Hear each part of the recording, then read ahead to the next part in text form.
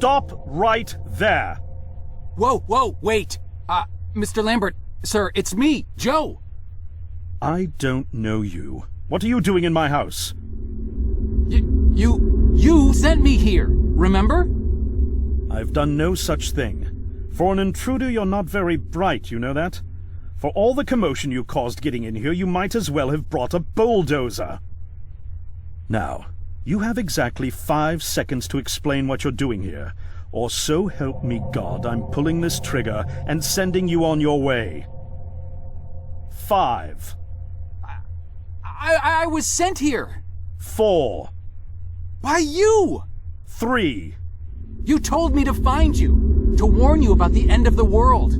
2. You were old, with white hair, and you got shot. Oh, God, please don't shoot me, Mr. Lambert. This, you gave me this. It's an chrono. It's a time machine. I gave you that? Yes! I've never seen anything like it, but on the back, that's my family signet. I made this? It's simply magnificent. I gave this to you? Why? Who are you? Name's Joe, sir. I'm just a janitor at the Archon building. I found you in a room with a big, round door in the basement labs this morning, and you were dying. You said you'd come from 40 years in the future to stop the end of the world. I guess I was the only one around, so you gave me this and told me to find you and tell you all this, and I've been there. The future, I mean. A bunch of times. And you were right, Mr. Lambert. Everyone's gone. My God, so it did come to pass. They really did it, those greedy goddamn bastards. I told them this would happen. Wait, I was dying? How? You said you've been shot. I had to actually find you at the morgue to get this address. Shot? By whom? No, wait. Don't say anything else. You succeeded in finding me, which means anything you tell me from this point on could alter the course of action that brought you to my doorstep. The less I know, the better. So, you've seen the future. What did you see? It's like a bad dream, sir. Everyone's gone. Buildings are coming apart. It's all just quiet. What happened, Mr. Lambert? It is Dr. Lambert. And considering all the effort you just went through to find me, not to mention bearing witness to the horrific outcome of the biggest breakthrough in the history of science, I suppose I owe you some kind of explanation.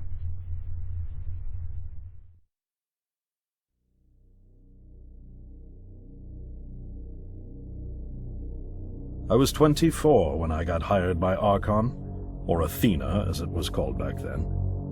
Athena was one of the many weapons R&D companies formed during the Second World War. Unlike other R&D companies that had retooled themselves to pursue peacetime activities after the war, Athena had made enough money to continue chasing the next big thing in defense technologies.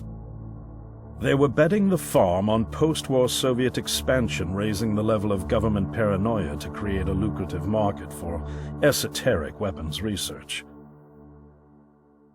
I'd say they made the right bet. Still a theoretical physicist at MIT, my thesis on the possibility of time travel via dimensional membranes got published shortly after I was hired in 1961. Company heads were so impressed, they gave me a team and a budget. Development exceeded even my own expectations, and after only 6 years, we had the first primitive version of the time machine up and running.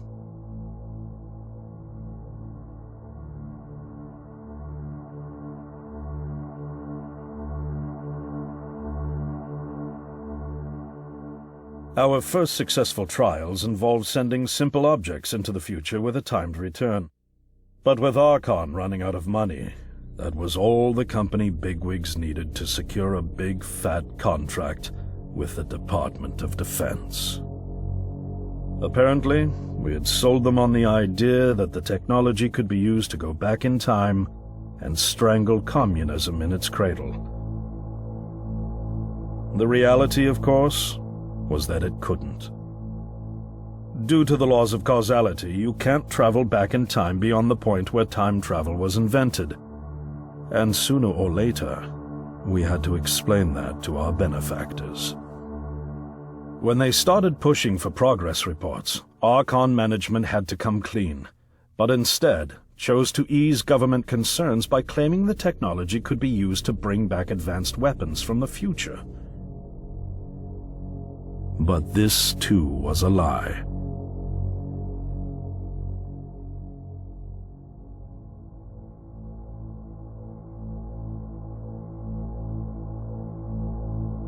At this point, we'd already had our first of many human trials, and we knew there would be no weapons.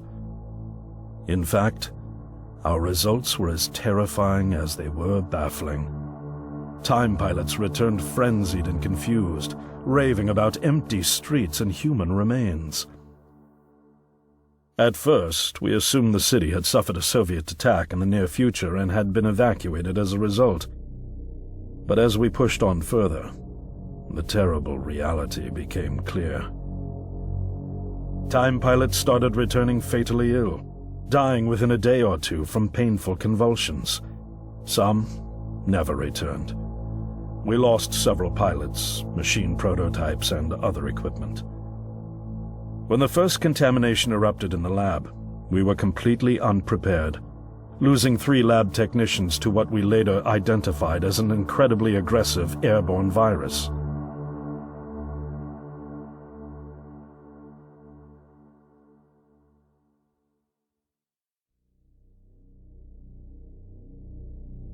Although we weren't equipped to handle biohazards of this magnitude, management insisted we contain and study it.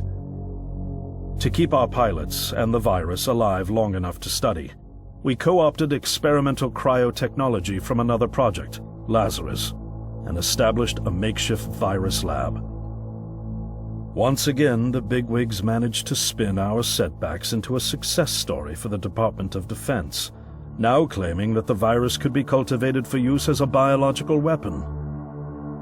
The team threatened to resign, but outrage was swiftly quenched by promises of massive salary increases and stock options. I didn't take the bribe. I'd witnessed the lethal efficiency of the virus firsthand. I knew there was only one way this was going to end, so I handed in my resignation and set up shop out here. For over a year, I've been working to recreate the technology to bring me back in time and prevent mankind's extinction from ever happening.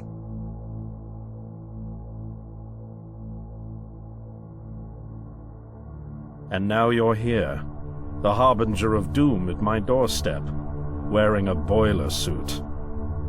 Who could have imagined that Judgment Day would begin like any other Monday in May? In any case, unfathomable as it may be that you were able to bring this information to me, knowing is only half the battle. Preventing the outbreak will require more than just your tenacity.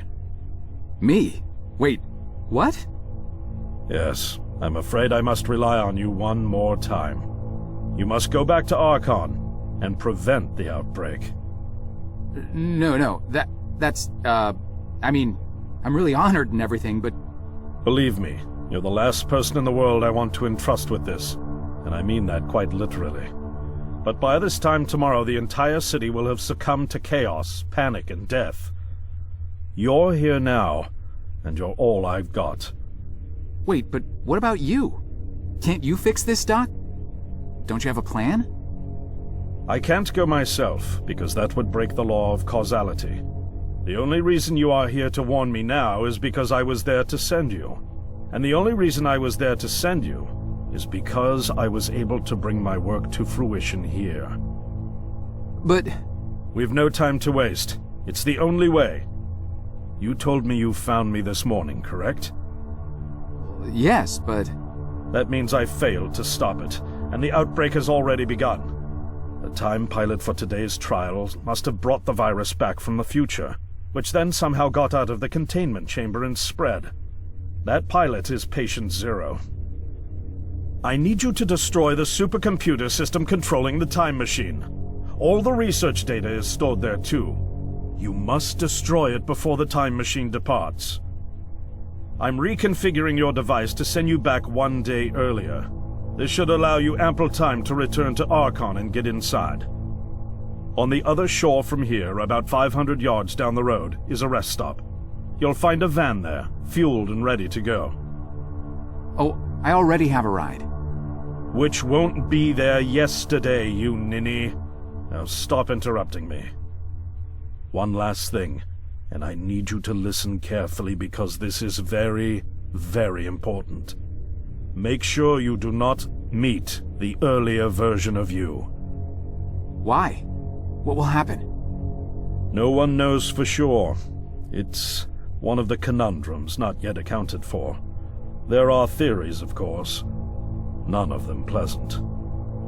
Now, let's get you ready.